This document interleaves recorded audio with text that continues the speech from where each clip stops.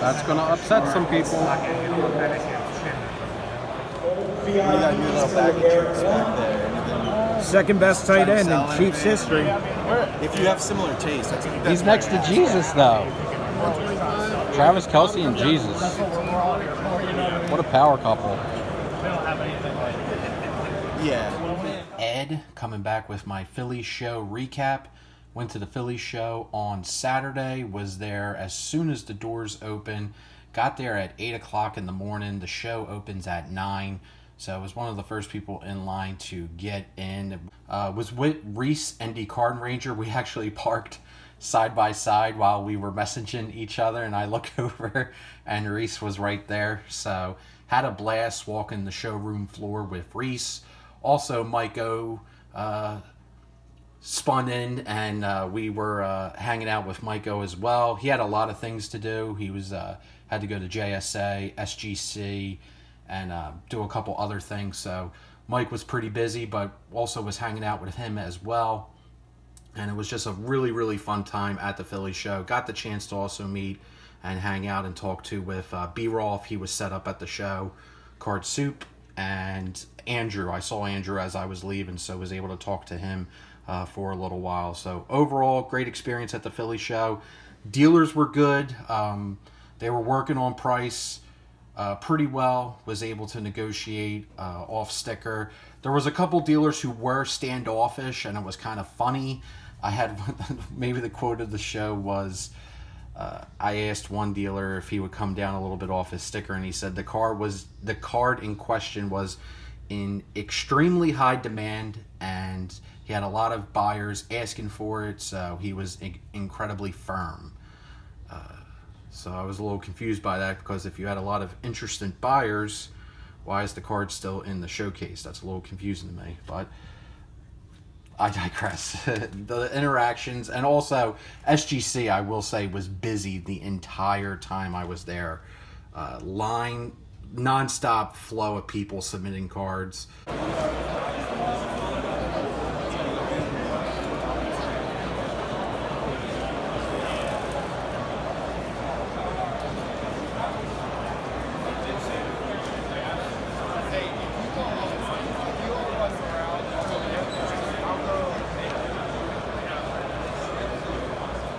Beckett was there as well. Absolutely nobody was there. Absolute ghost town at Beckett. PSA was in a weird location. They were in the far off corner. So they were just in an odd spot, and they had a really small setup, but there were people obviously going over to PSA. And grade-wise, that was it. That's all the graders that were there. CGC was at the last Philly show, but literally nobody ever goes up to CGC, so they skipped this Philly show. I'll be curious to see if they'll be back for the September show. The overall show itself was busy too. I'm going to have clips in here, so you'll probably see some stuff. But let's get into the pickups. So the first card here I saw when I was walking with Reese. This is a card that's been on my radar for over 5 years. This dealer in particular had a price for $220. Walked around a little bit, came back and said, hey, I'm interested in this card, but not for $220. Can you do any better? Dealer said, sure, I'll do $200. And I thought that was really, really extremely fair. So was able to add this Walking Dead, Rick Grimes, Andrew Lincoln autograph into the collection. This is from Cribzoics Season 2. This is a card I told those back pages about at the Atlantic City National. I was like, look at this card. It's $350. This card used to be $150. Obviously, everything went up during the pandemic, but this card in particular kind of spiked, along with a lot of non-sports autograph cards from various entertainment properties. But this was $300 for a pretty steady time. It's finally come back down to a more reasonable price, and this dealer in particular, $220 is a very, very fair price for this card, but was also able to just get it for the even $200. So really, really happy about that. It's a card I've been trying to get for over 5 years, and the patience did eventually pay off, because as you can see, tried to get it for a couple years after that, but it was just I was refusing to pay the $300 price ticket for it. So really happy about that. The Walking Dead Andrew Lincoln card.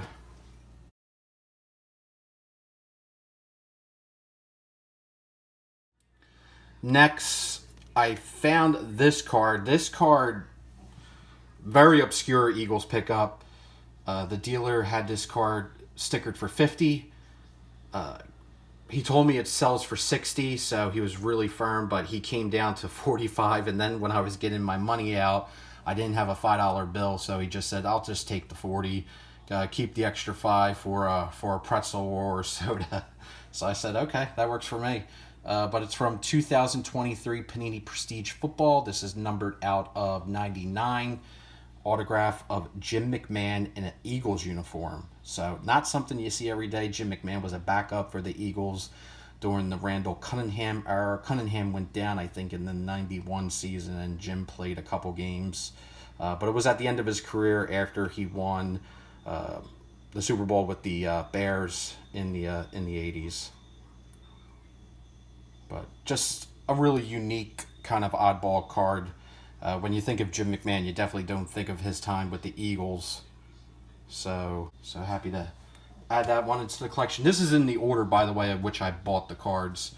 Next, was able to bundle this with another card that I picked up for a YouTuber, so don't want to show that card, but did get it about $15 off the bundle price, so a couple bucks off this card. This is from 2004 Topps all-time fan favorite autographs.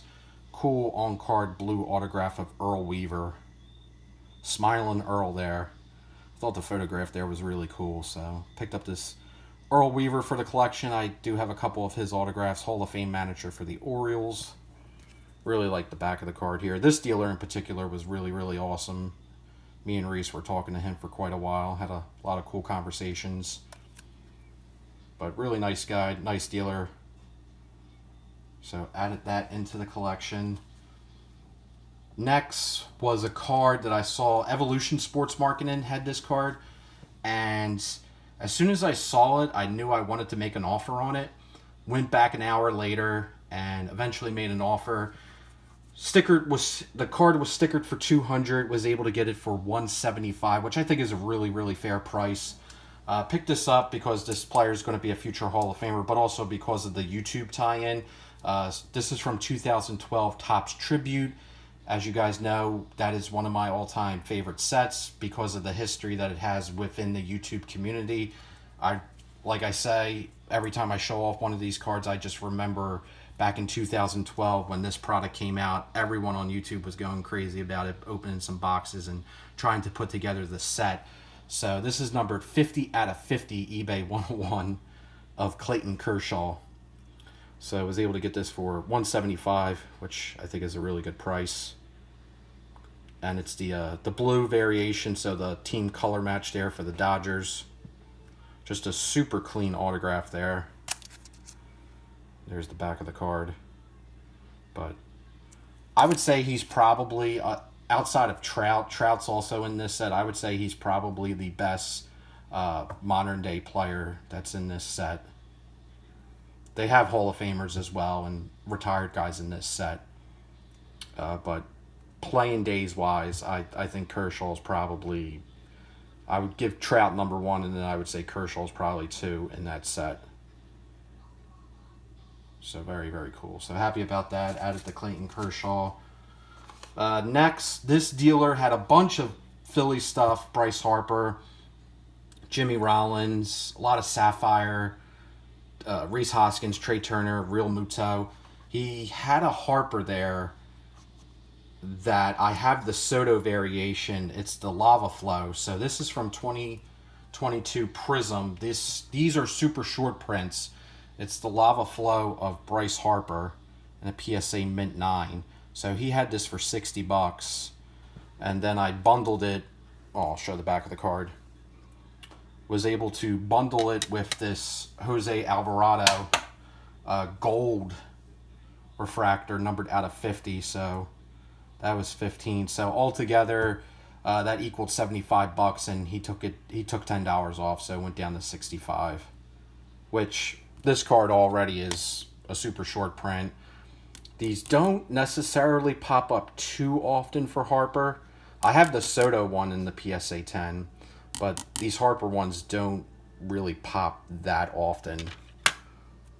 So I figured, hey, get the Harper, already graded, it's a mint card, and then get the Alvarado, who is probably our best relief pitcher the last 2 years, despite Rob Thompson overusing him in the playoffs and him giving up some untimely homers to a couple players. But Alvarado, if you watch the entire season, if you watch the games, he's been a very, very serviceable and really good relief pitcher for the Phils.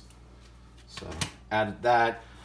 And then on my way out the door, Mike Go was going through some vintage boxes, some vintage slabs boxes, and he found this card. He told me, hey, you going to buy this card? If not, I'm going to buy it.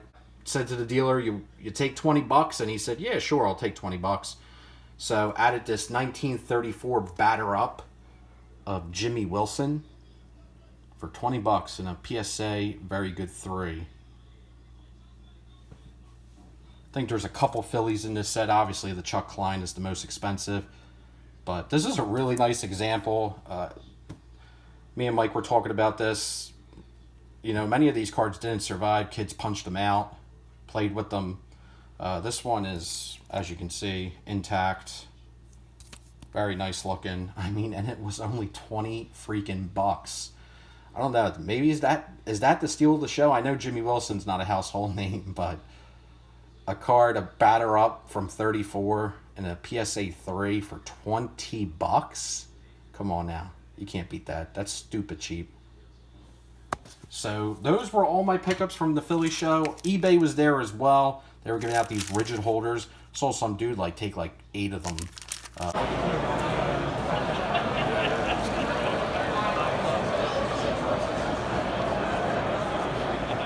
And if you've never been to the Philly show before, definitely go. It's one of the best card shows in the entire country, and it's the longest running card show overall in the entire landscape of the hobby. Been going since 1975. So from the Briefcase Boys to the Pelican Boys to current day events. So if you're ever thinking about the Philly show, come on out. Incredible time, incredible people, awesome dealers. So that's all I got for you. Thanks for watching. Take care. Have fun. I look at it every time.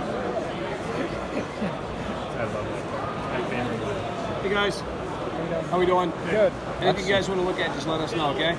Sounds good. Are you still doing any shows down there? I'll be at Chantilly. Kind of the same thing, kind of a limited setup. But pretty much camped out at Hagerstown 7 days a week almost. Do you do that Hagerstown show? Yeah, okay. Damn, that was Sorry? Still couldn't hear you. Do you guys do grading? We grade stuff for our consigners, but we're not a grading company. No, it's the guys. Yeah. But only for stuff that's being consigned. Okay.